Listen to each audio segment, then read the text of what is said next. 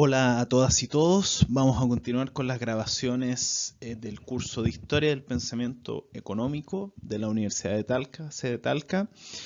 Y en esta clase número 4 ya vamos a entrar de lleno al pensamiento económico moderno, más contemporáneo, y en particular al que es considerado, y probablemente con justa razón, el padre del pensamiento económico moderno. Hemos visto que, por supuesto, en los 2000 años antes de Adam Smith, hubieron grandes pensadores, hubo grandes contribuciones al pensamiento económico. Sin embargo, la contribución de Adam Smith, sin duda, aunque uno esté a favor o en contra de sus posiciones teóricas, marca un antes y un después. Y sobre todo, crea probablemente el inicio de la economía como una ciencia independiente. Y por eso probablemente sí merece ser llamado el padre de la economía. Entonces, a partir de esta clase, vamos a introducir el pensamiento de Adam Smith. Ya en la clase anterior vimos, ¿no es cierto?, sus antecedentes más directos. Hoy vamos a introducir el pensamiento de Adam Smith y quizás hablar, vamos a alcanzar a hablar un poco de lo que fue su obra más influyente, que es La riqueza de las naciones. Y en la próxima clase vamos a ver en detalle este libro que básicamente compila, ¿no es cierto?, todo el pensamiento económico de Adam Smith, y que es un pensamiento económico muy importante e influyente hasta el día de hoy. Parto con lo que vimos la clase anterior, básicamente cuáles fueron las influencias de Adam Smith, y vemos que son influencias muy eclécticas. Esta palabra les gustó cuando en la clase anterior, ¿no? Eclécticas, ¿qué quiere decir? Que toman de muchas fuentes, ¿no?, de diferentes corrientes filosóficas, de diferentes formas de pensamiento, toma parte de sus ideas, ¿no es cierto? Y puede parecer hasta curioso, ¿no?, de que alguien que actualmente está asociado principalmente a un pensamiento un poco más conservador, quizás económico, en realidad el origen de sus pensamientos haya sido desde pensadores muy diversos, y la mayoría de ellos muy fuera de, ¿no es cierto?, lo que era la norma de lo que era la tradición, ¿no es cierto?, económica y académica de la época. Vimos que, ¿no es cierto?, David Hume, su gran amigo y una de sus principales influencias, era un filósofo bastante rebelde, bastante contra el pensamiento académico, y en particular, ¿no es cierto?, desde el punto de vista de la filosofía, cuestiona la importancia o la preponderancia de la razón, y por otro lado dice que son más importantes los sentimientos y la intuición. Mandeville, ¿no es cierto?, un polemista que escribe este libro de las colmenas de abejas, de cómo los vicios privados pueden traer beneficios públicos, que causó mucho escozor en la época. Cantillón, ¿no es cierto?, Richard Cantillón, este comerciante completamente en bancarrota, que sus escritos casi se pierden, y siendo escritos completamente anticipatorios, y que pudiese haber sido padre de la economía si es que a lo mejor hubiese podido formalizar y difundir su obra a tiempo.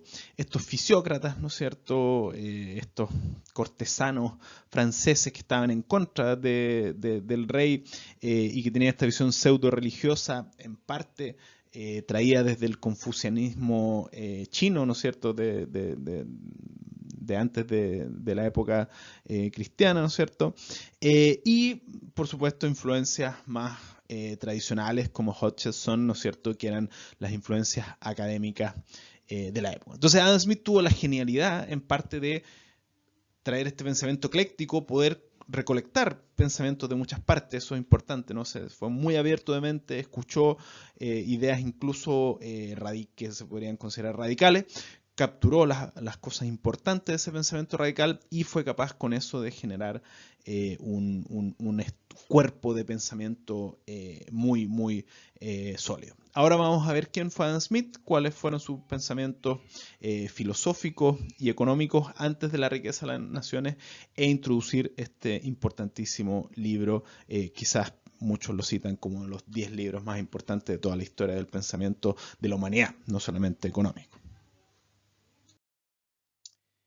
Bueno, la vida de Adam Smith es bastante menos épica y quizás interesante que varios de los otros predecesores que vimos, ¿no? Si hicieran una película biópica de la vida de Adam Smith sería un poco aburrida, comparada quizás con una película de David Hume o de Cantillon o de William Petty, ¿no es cierto? Que tuvieron vidas bien intensas, tanto en lo político, peleando en guerras o, ¿no es cierto?, tratando de hacer negocios y ser desfalcados, ir itinerantemente como Hume dando charlas y todo.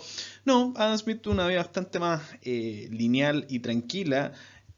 Bueno, nace en 1723 y muere en 1790.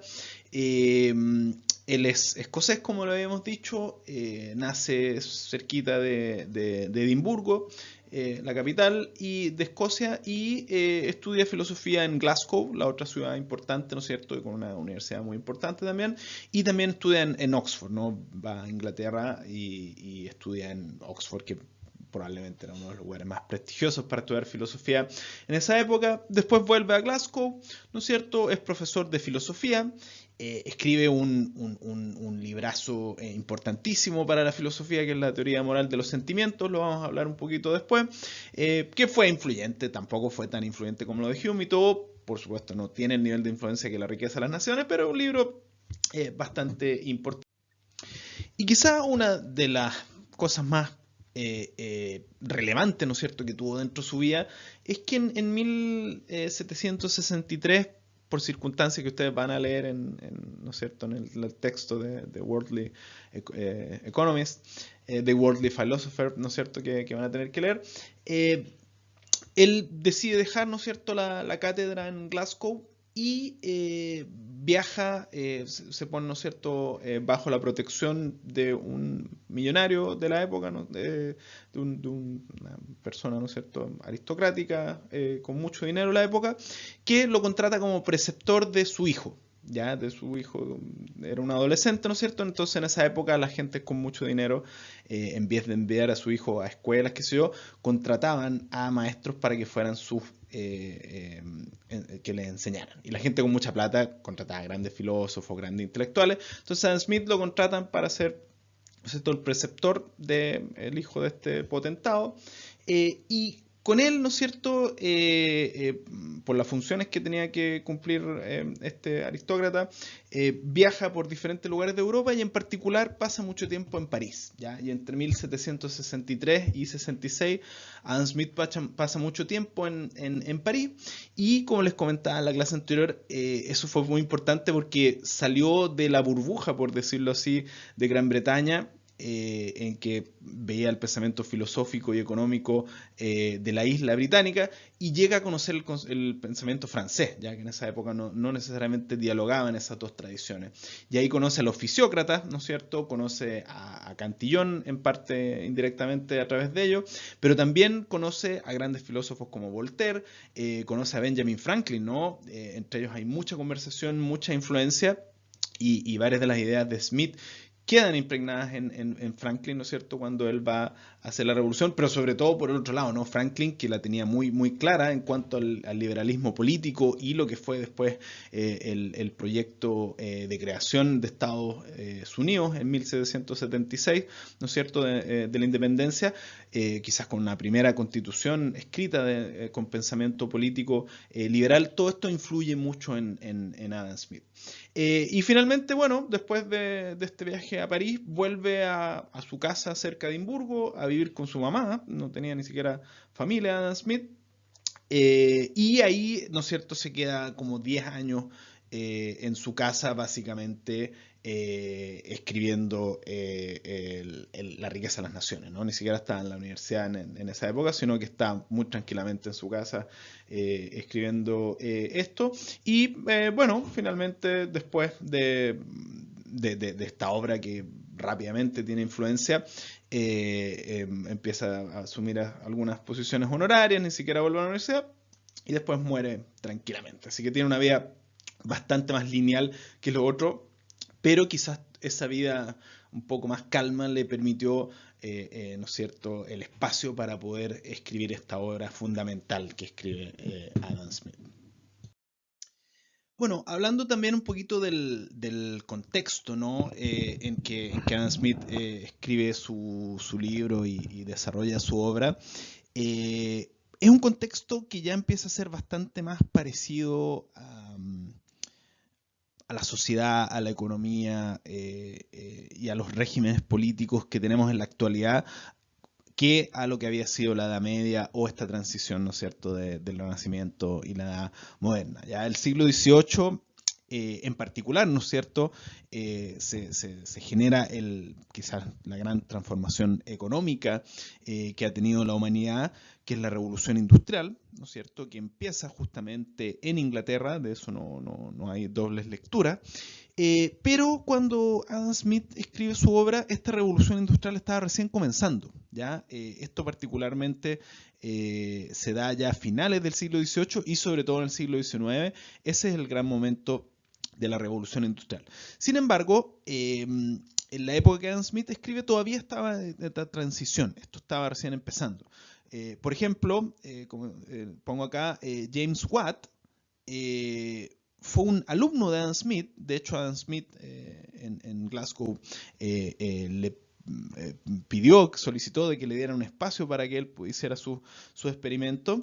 Y en el momento en que Adam Smith estaba escribiendo La riqueza de las naciones, James Watt estaba desarrollando lo que va a ser la gran contribución y uno de los detonantes que todos concuerdan, ¿no es cierto?, de que se desarrolle la revolución industrial, que es la máquina de vapor. ¿Ya? Sin la máquina de vapor, sin la potencia que da y las máquinas que permite crear, ¿no es cierto?, la máquina de vapor, no se hubiera hecho la revolución industrial, no hubiese sido posible reemplazar tantos trabajadores por máquinas como permitió este invento y por supuesto muchos otros inventos posteriores. Pero en particular la máquina de vapor fue clave, ¿no es cierto? Y justamente no existían todavía estas máquinas. Se veía que podían hacerse. Adam Smith, justamente al apoyar James Watt, vio que había una revolución ahí, pero vamos a ver que todavía lo que escribe en su libro Adam Smith no es sobre máquinas, ¿no? Son tecnologías todavía mucho más básicas. Entonces, está exactamente justo en este punto de transición, ¿ya? Y por eso que es importante hablar del contexto, porque La riqueza de las naciones no se podría haber escrito ni antes y quizás después, ¿no? Tenía que escribirse justo en este punto en que se estaba generando la gran transformación económica, y este libro en parte da el fundamento teórico para esta gran transformación. Otra transición que está ocurriendo, que es fundamental, ¿no es cierto?, en el desarrollo económico, en las transiciones económicas de las sociedades modernas, es una transición desde sociedades rurales a sociedades urbanas, ¿no? Toda la Edad Media está el feudalismo, en que básicamente sí, habían ciudades pequeñas, donde había comercio, donde había imprenta, donde había ciertos desarrollos artesanales, pseudoindustriales, pero era muy pequeño. La mayoría de la población toda vivía en el campo, toda vivía de forma muy rural, con tecnologías muy básicas, y también se está dando esta transición, ¿no es cierto?, en que mucha población empieza a irse desde zonas rurales a zonas urbanas, y también empieza justamente un fenómeno fundamental y que Adam Smith toma nota, ¿no es cierto?, muy importante, que es la pobreza urbana, ¿ya? La pobreza urbana es muy diferente a la pobreza rural, y muchos de los aspectos que Adam Smith piensa en su libro se refieren justamente a esta gran concentración de una masa de pobreza urbana, de trabajadores que estaban empezando a trabajar en estas nuevas industrias con condiciones muy malas, y que es una de las preocupaciones que tiene Adam Smith, y que era un fenómeno relativamente reciente, al menos de forma masiva, esta transición rural-urbana. Y bueno, esta transición rural-urbana está todavía en la base de todas las teorías de desarrollo. Si alguno de ustedes va al magíster o al doctorado, ¿no es cierto?, yo enseño los cursos de economía del desarrollo, y vamos a ver ahí que todas las, o al menos las grandes teorías del desarrollo, sobre todo las más tradicionales, se centran en esta transición rural-urbana. Ya esto es fundamental. Estas nuevas tecnologías que se empiezan a desarrollar en la época, incluido ¿no es cierto?, la máquina de vapor, el ferrocarril, etc., implican un gran aumento del comercio internacional y también interno, ¿no? Gran Bretaña es una isla bastante grande y había poco comercio interno. Todas estas tecnologías permiten de que se empiece a aumentar de forma muy importante el comercio interno y también entonces se necesitaba una teoría mucho más importante que el mercantilismo o incluso que la idea del oficiócrata para dar, ¿no es cierto?, un marco, un cuerpo a este comercio internacional. Y en cuanto a lo que ocurría en política, ya era una época en que las monarquías estaban en decadencia, sobre todo en Inglaterra, pero incluso en Francia, en otros países, se empieza a tener monarquías constitucionales, ¿no es cierto?, en que el monarca estaba supeditado, el rey o el emperador, lo que sea, ¿no es cierto?, estaba supeditado, estaba controlado, ¿no es cierto?, por parlamentos. Por ejemplo, ya existía el parlamento hace mucho tiempo, ¿no?, pero ahora toma mucha fuerza. Ya en esa época los parlamentos, ya sea el inglés o el escocés, ya existía, ¿no es cierto?, la figura del primer ministro, tal como existe hoy en día. Ya existían políticos, partidos políticos, muchos de ellos los mismos que están hoy día. Por ejemplo, los Tories, ¿no es cierto?, el partido conservador de Inglaterra ya existía, muy similar a lo que existía anteriormente. Entonces, políticamente es una configuración ya mucho más cercana a lo de hoy en día. No habían democracias, ¿no es cierto?, en Inglaterra, pero sí había la idea de la democracia, en parte por los liberales, como Benjamin Franklin, ¿no es cierto?, que es una de las influencias de Adam Smith, que no lo conversamos en la clase anterior, pero lo menciono ahora. Y, por ejemplo, esta guerra de independencia que se está dando en Estados Unidos, que ya estaba mientras Adam Smith escribe su libro y que finalmente cuando lo publica en 1776, justo ese año también se da la independencia de Estados Unidos. Esta guerra, ¿no es cierto?, marca mucho políticamente el pensamiento de los liberales y sobre todo de Adam Smith, ¿no? De por qué Inglaterra tenía que tener estas colonias o por qué tenían que ser independientes, y si son independientes, qué sistema político debían tener y económico, ¿no es cierto? Y ese era el sistema basado en este pensamiento liberal del siglo XVIII. Así que es un contexto muy importante, muy relevante, de grandes transformaciones, y que básicamente es la gran transformación que lleva del mundo antiguo, medieval, que finalmente se acabe, sin duda, en el siglo XVIII, a un mundo mucho más cercano al que vivimos hoy en día. Bueno, en 1759 se publica este libro, The Theory of Moral Sentiments, ¿no es cierto?, la teoría de los sentimientos morales, que es una tremenda obra, ¿no es cierto?, de Adam Smith, que por supuesto no tiene la importancia de La riqueza de las naciones, pero en filosofía tuvo bastante impacto, y es importante tratar de entender un poco porque nos entrega, ¿no es cierto?, ciertas pistas de cómo Smith hace esta transición desde la filosofía pura, ¿no? Esto es un libro básicamente de ética, cómo lleva esa transformación de filosofía pura a economía, ¿no? Economía política. Ya habíamos visto que David Hume, su maestro, era también un filósofo que tuvo grandes contribuciones en la economía, y en parte Adam Smith hace ese mismo camino. Pero el primer libro es netamente, básicamente filosófico, pero tiene la raíz, tiene, o la semilla, podríamos decir, de los pensamientos que posteriormente vemos en La riqueza de las naciones. ¿Qué es lo que trata la teoría moral de los sentimientos? Básicamente, Smith trata de explicar el origen de los juicios morales, ¿ya? Por eso digo que es un libro de ética. Básicamente decir cómo la gente o cómo una aprueba o desaprueba moralmente, ¿no es cierto?, lo que hace otra persona, ¿ya? Y ahí surge lo que hasta el día de hoy creo en filosofía le llaman la paradoja de Smith, y que tiene que ver, como les digo, con su pensamiento económico posterior, que es decir, cómo puede ser que un ser egoísta, que es el ser humano, ¿no es cierto?, pueda generar juicios morales que no sean egoístas, ¿ya? ¿Por qué yo empatizo con otra persona? ¿Por qué yo soy altruista? Etcétera, ¿no es cierto? Esa es la gran pregunta de Adam Smith, y su respuesta es básicamente, esta palabra hay que ocuparla en el sentido más amplio, ¿no es cierto?, de su definición, es a través de la simpatía o podríamos decir también de la empatía, que Adam Smith dice que se resuelve esta paradoja moral, ¿ya? Y que es básicamente decir que el ser humano es capaz de ponerse en los zapatos del otro, en pensar qué es lo que hace el otro. Y este es un concepto muy importante en el pensamiento económico actual a través de un pensador del siglo XX que se llama John Rawls, que en el siglo XX escribe la teoría de la justicia, ¿ya? Muy probablemente viene influenciado por estas ideas de Adam Smith, ¿ya? ¿Qué es lo que decía Adam Smith? Voy a leer este párrafo, ¿no es cierto?, en inglés.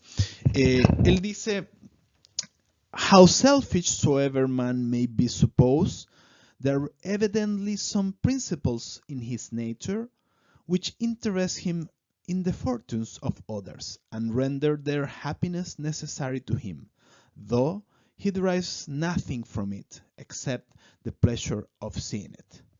Básicamente, ¿no es cierto? ¿Por qué? ¿No es cierto? Selfish, ¿no? Igual es importante también la traducción. Esto selfish no es solamente egoísta, ¿no? Es una mezcla entre individualista y egoísta. ¿Ya? Egoísta es quizás no una traducción de las más afortunadas. Y vamos a ver que pasa lo mismo en La riqueza de las naciones. Él siempre habla de selfish man, ¿no? Que están interesados en su propio bien. ¿Ya? A eso se refiere con el egoísmo. ¿Por qué estos seres, ¿no es cierto?, que están principalmente interesados en su propio bien, se van a preocupar por cómo le vaya a los otros, sin necesariamente tener una consecuencia directa de eso? Y él dice es que hay algún tipo de placer, ¿no es cierto? Hay un tipo de bienestar que me provoca a mí el que a otras personas les vaya bien, o un malestar que me provoca a mí que a las otras personas les vaya mal, ¿ya?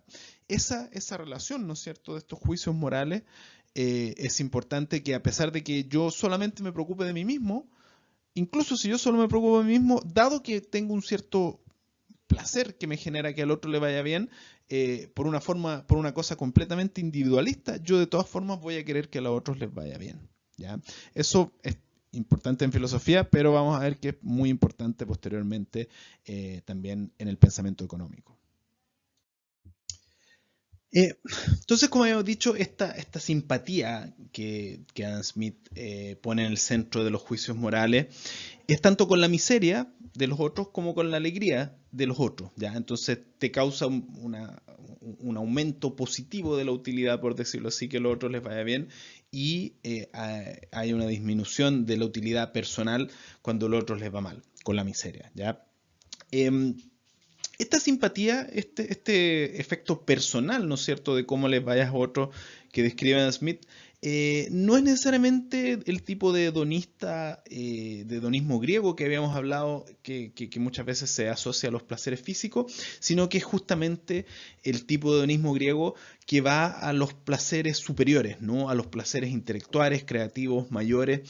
Y en este caso, Adam Smith lo pone con un tema muy importante también que los filósofos lo habían visto, ¿no?, que esta idea de que el ser humano, al ser un sum politicum, al ser un ser que le importa la sociedad, que le importa la interacción con los otros, tiene pasiones sociales, ¿ya? Entonces hay un placer que es un placer etéreo, ¿no?, un placer interior, de que a los otros les vaya bien o un desplacer, ¿no es cierto?, interior, que a los otros les vaya mal. Pero sigue siendo algo egoísta, ¿no? Self-interest o selfish, ¿no? Es yo me beneficio de que a los otros les vaya bien porque aumenta mi placer propio, ¿no? Esta es casi la definición del altruismo, y de hecho es las formas en que economía ponemos en la función de utilidad, por qué las personas son altruistas, es que también hay un aumento de la utilidad cuando a los otros les va bien, ¿ya? Así que por eso que esta contribución de Adam Smith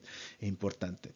Y en ese sentido, quizás es medio evidente, ¿no?, pero es bastante importante que este hombre moral de Adam Smith, que se preocupa por su propio bienestar, y también tiene un bienestar propio cuando a los otros les va bien, es parecido al hombre económico, al homo economicus de Adam Smith, dado de que es la satisfacción personal. Siempre se busca finalmente la satisfacción personal, la utilidad personal es el objetivo final.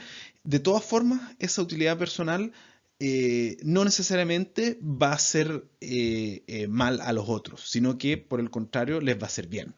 vale decir que la búsqueda del interés personal no es un juego de suma cero, no es que porque a mí me vaya bien, a los otros les va a ir mal, sino que todo lo contrario. ¿Ya? Pero lo importante acá es que uno no tiene que ser una persona que le importe que la sociedad le vaya bien por sí. No, es el interés personal, es ese interés personal el que hace de que al resto también le vaya bien en mi búsqueda de mi propio beneficio individual. Eso es fundamental también en el pensamiento económico de Smith y por supuesto a través de él y otros pensadores del pensamiento económico actual. Bueno, la estructura de este libro, ¿no es cierto?, de Adam Smith, de la teoría moral de los sentimientos, sigue la estructura clásica de la filosofía de la época y que en parte tiene muchos aspectos económicos, ¿no? Por eso lo paso a discutir acá. Básicamente lo toma esto de Hutcheson, ¿no? Que vimos que fue su influencia principal de la academia formal, ya que fue su maestro en Oxford. Habla primero de la ética y la virtud, como dije, este es un libro principalmente de ética, ¿no es cierto? Pero tiene muchos aspectos que hoy día consideraríamos netamente económicos. Básicamente, y acá está la gran influencia liberal, ¿no es cierto?, de la época, pasa a una segunda parte del libro que es principalmente hablando de los derechos privados, ¿no es cierto?, y la naturaleza de la libertad. Pero acá ya empieza la idea, por supuesto, de cómo los derechos privados y la libertad individual y la satisfacción individual son relevantes y cómo esto se contrapone o va en línea con lo que ocurre en la sociedad. ¿Ya? Después hay una parte que un poco microeconomía, por decirlo así, que es derechos familiares, cómo dentro de la familia aplica esto, y finalmente está la parte política, ¿no es cierto?, que es sobre cómo las conclusiones de Adam Smith se aplican a la conformación de gobiernos, el Estado, ¿no es cierto?, cuál es la influencia que tiene sobre los individuos, etcétera, ¿ya? Y todas estas reflexiones después van a ser muy importantes para la riqueza de las naciones. Hay que decir que el maestro de Smith, Hutcheson, no le interesaba tanto esto de los sentimientos, sino que él hablaba de los sentidos, ¿no?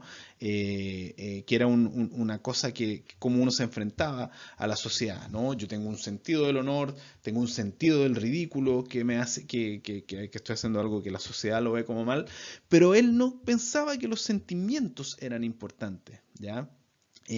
Básicamente quizás lo que hoy hablaríamos como la psicología y como espero que sepan, o si no lo podemos conversar después de la clase, actualmente la psicología, ¿no es cierto?, está muy aunada con la economía, ¿no es cierto? Toda la economía experimental se basa en traer ideas de psicología a modelos económicos.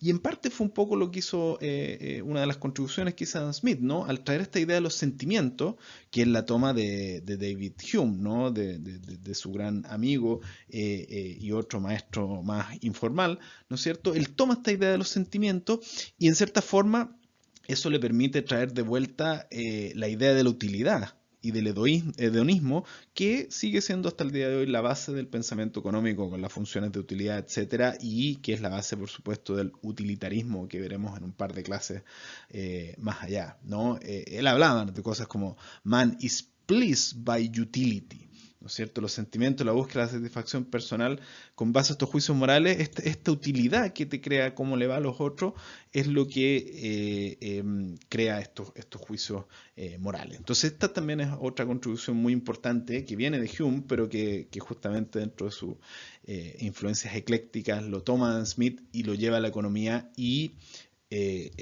hasta el día de hoy sigue siendo fundamental esta idea de cómo la utilidad personal y se liga con los sentimientos, con la psicología, y eso finalmente se expresa en forma de acciones económicas, políticas, etc. Antes de hacer la transición desde la primera gran obra de Adam Smith, ¿no es cierto?, la teoría moral de los sentimientos, que nos da algunos antecedentes, ¿no es cierto?, algunas ideas de dónde surge su gran obra de la riqueza de las naciones, quiero poner uno de estos boxes, ¿no es cierto?, una de estas cajas, ¿no es cierto?, sobre conceptos que son fundamentales para ir entendiendo la evolución del pensamiento económico. ¿Ya? Un aspecto fundamental y que de hecho, por ejemplo, en el libro de texto con que estudié yo ¿no es cierto?, en economía, que era el libro de Samuelson, que ahora es una reliquia, pero que todavía se ocupaba cuando yo empecé el pregrado del año 97, eh, es la distinción entre el positivismo versus el normativismo. ¿Qué quiere decir eso?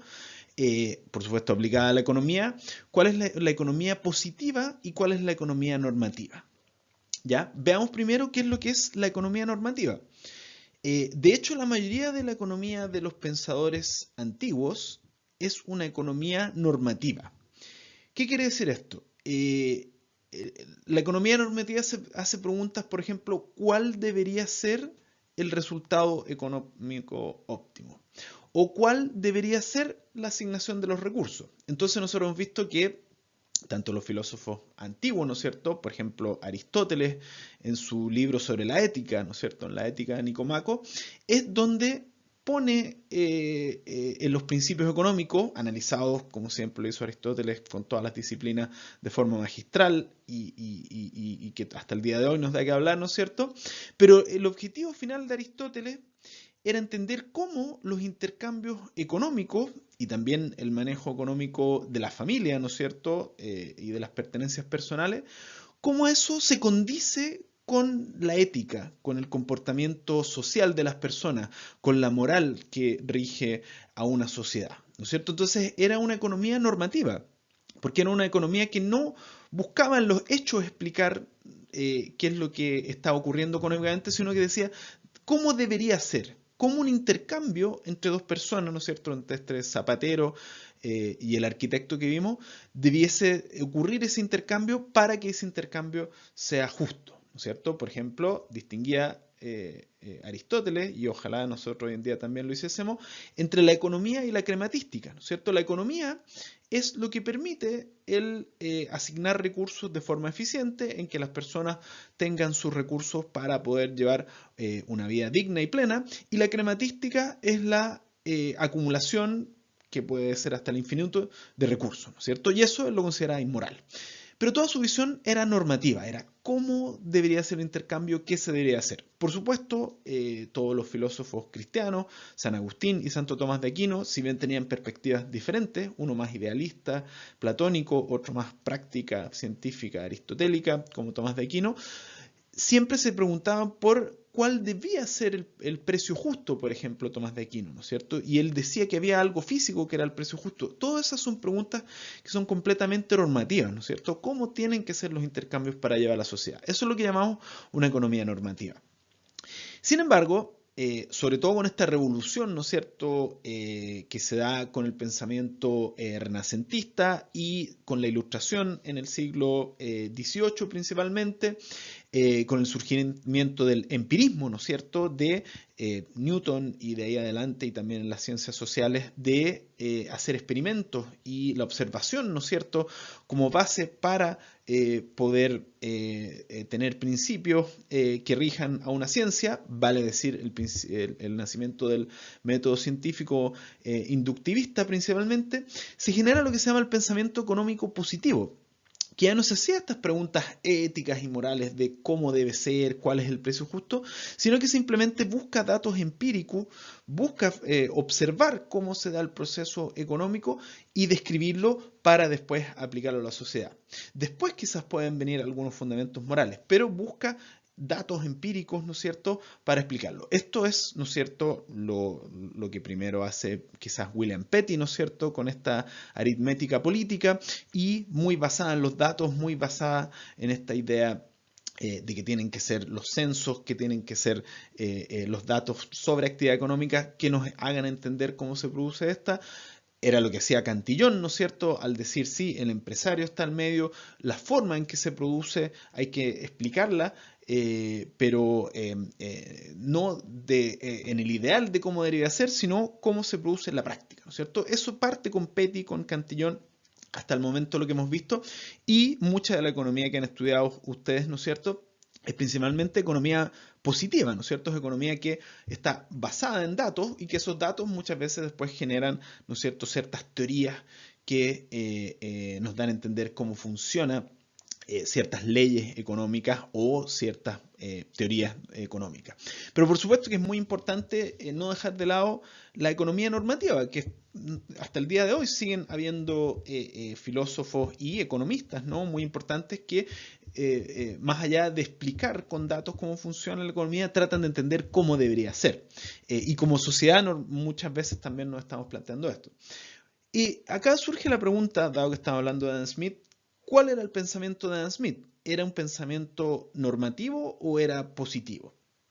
Parece haber algún tipo de contradicción, ¿no es cierto? Lo que hemos visto en la teoría moral de los sentimientos es un libro netamente ético y por lo tanto parece ser centrado en la moral de cómo se producen los intercambios económicos que se mencionan casi como algo paralelo, ¿no es cierto?, a esta idea más de comportamiento social que nos dan estos sentimientos morales, ¿no es cierto?, esta simpatía por los demás que nos causa un placer propio. Eso es netamente normativo.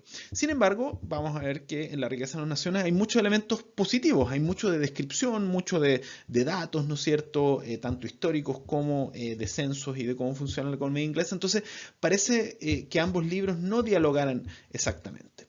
Y hasta el día de hoy, siempre los que nos dedicamos o pensamos un poco en esta idea de cómo ha evolucionado las ideas del pensamiento económico, pensamos que hay una contradicción en Adam Smith.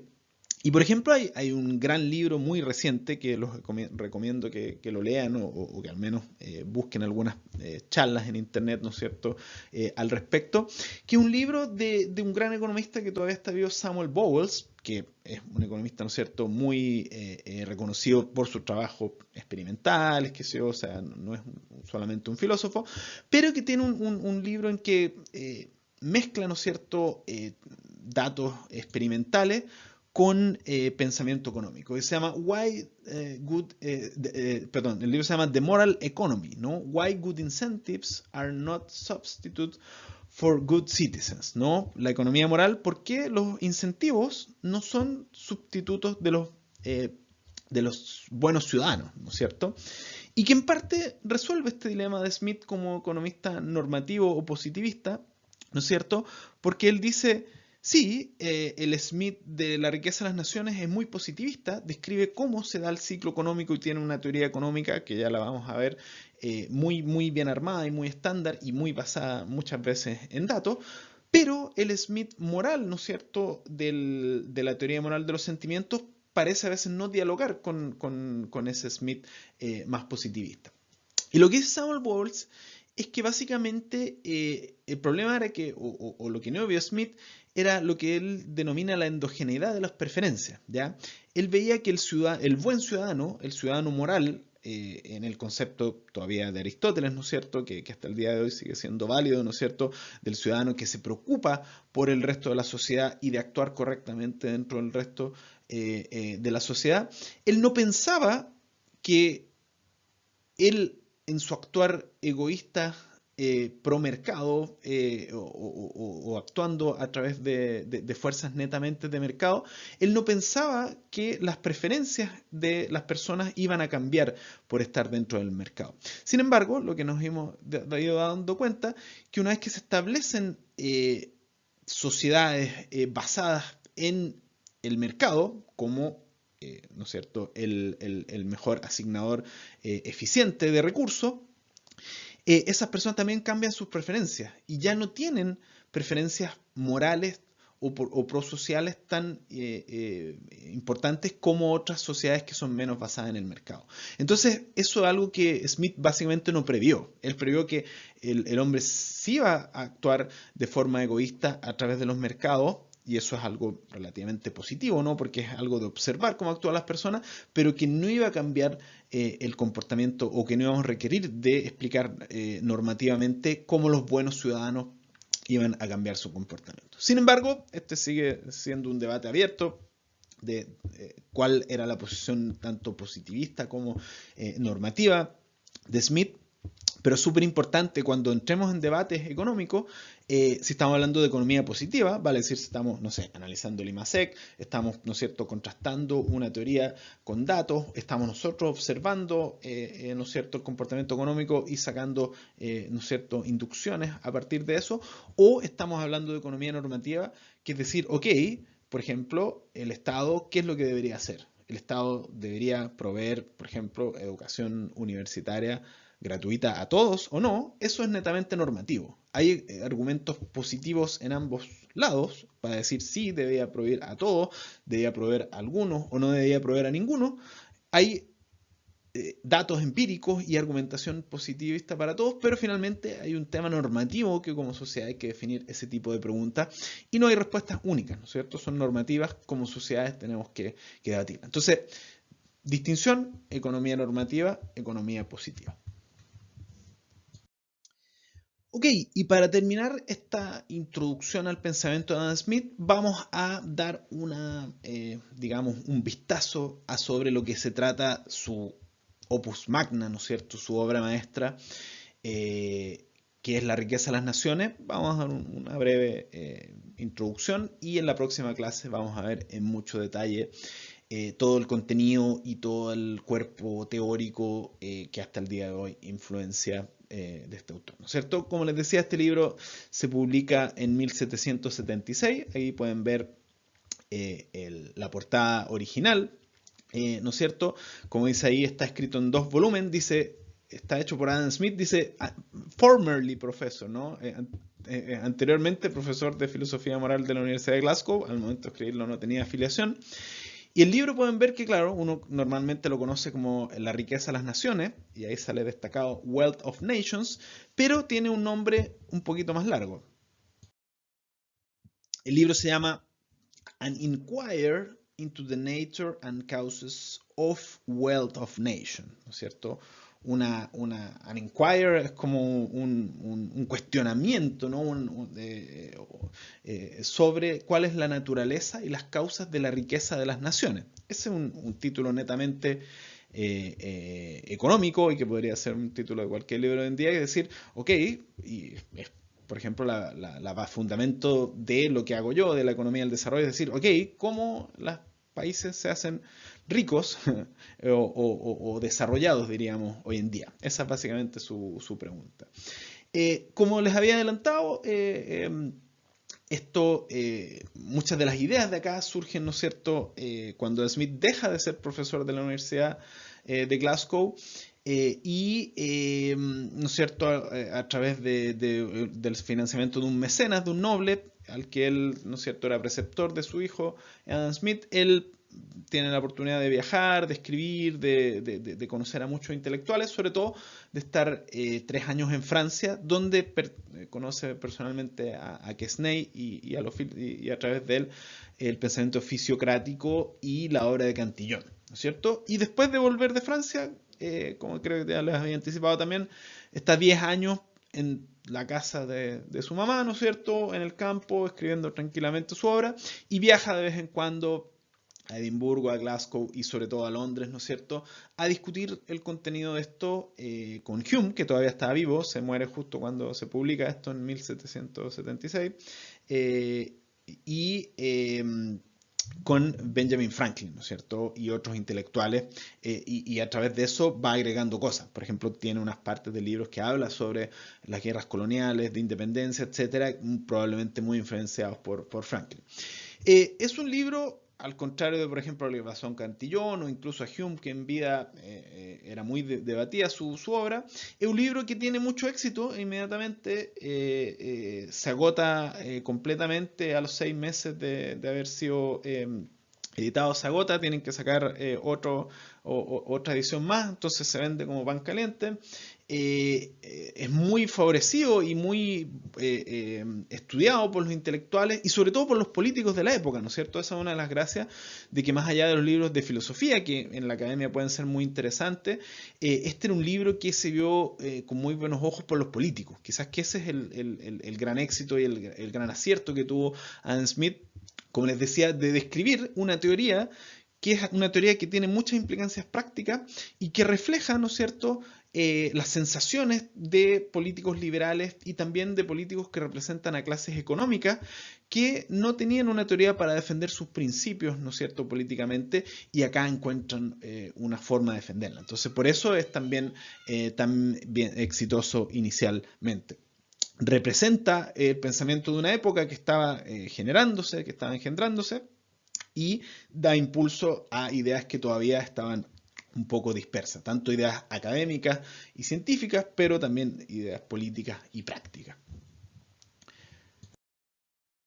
En cuanto al libro mismo, es un libro largo y bastante complejo, por lo tanto, por supuesto, lo que vamos a alcanzar a ver nosotros ahora es principalmente lo que se centra en la teoría económica y las ideas económicas principales que influyen hasta el día de hoy y sobre todo influyen todo el pensamiento económico posterior, ¿no es cierto? Lo que resta del siglo XVIII, el siglo XIX, siglo XX y hasta el día de hoy. Un libro complejo, más bien enciclopédico, ¿no? Que no solamente habla de economía o de filosofía o de moral o de ética, sino que habla de muchas cosas. Como dices, es enciclopédico porque toma temas de historia, toma, por supuesto, las visiones también sobre el comportamiento humano de Smith, que ya había anticipado en la teoría moral de los sentimientos, pero acá lo lleva a la práctica, ¿no es cierto? Habla de política, habla de números, habla de datos, habla de censos, habla de cosas como lo hacía Hume, ¿no es cierto?, de la vida cotidiana, ejemplos muy cotidianos. Entonces, tiene muchas cosas, ¿no? Es un libro bastante potente y a veces habla de un tema y se va por la tangente, como se dice, ¿no es cierto? Empieza a hablar de un tema sobre, no sé, las transacciones con oro y de ahí tiene digresiones sobre, ¿no es cierto?, cómo se hace el comercio en tal parte y cómo él ha observado ciertas situaciones. Entonces, es un libro bastante intenso intelectualmente y con muchos datos también. Se divide en 5 partes este libro, ya no sigue la tradición filosófica antigua, sino que quizás genera una nueva tradición que es más de los libros eh, económicos posteriores, ¿no es cierto? Primero habla netamente de economía, de hecho la mayoría de las partes teóricas que vamos a ver están en su libro primero, ¿no? Y principalmente habla y vamos a ver sobre cómo la división del trabajo es la que permite generar elementos de riqueza y es una de las bases, ¿no es cierto?, de su fundamento de la teoría de la riqueza y cuál es la importancia de esto y de otros aspectos relacionados a los intercambios económicos como el dinero, los precios, etcétera. Si bien no es muy original en estas cosas, formaliza varios de los aspectos que Hume había señalado sobre teoría monetaria y también el libro 2 trata de esto, que es sobre capital e interés.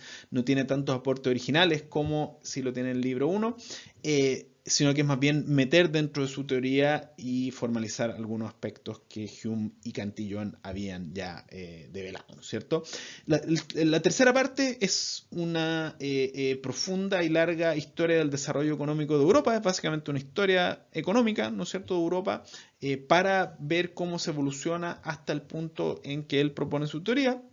Después habla de los sistemas políticos, por supuesto que hay mucha política entre medio, hay una gran crítica a lo que era el mercantilismo, que todavía no había muerto completamente en esa época, ¿no es cierto? Él le pone probablemente el último clavo al ataúd del mercantilismo a través de su teoría. Y finalmente, nuevamente volviendo a la política y a las cosas más prácticas, habla del sistema tributario británico y cómo el sistema tributario británico debiese adaptarse para, ¿no es cierto?, facilitar el desarrollo de la nación o la riqueza de la nación y cumplir lo que dice su teoría. Entonces, es un libro que trata de muchas cosas, muchas de las cuales por supuesto no vamos a ver. Yo los invito a leer y a saber más de este libro. La próxima semana vamos a entrar en más detalle.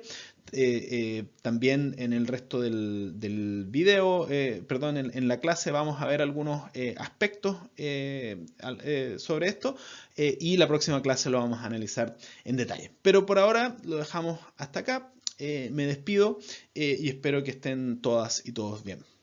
Nos vemos. Chao.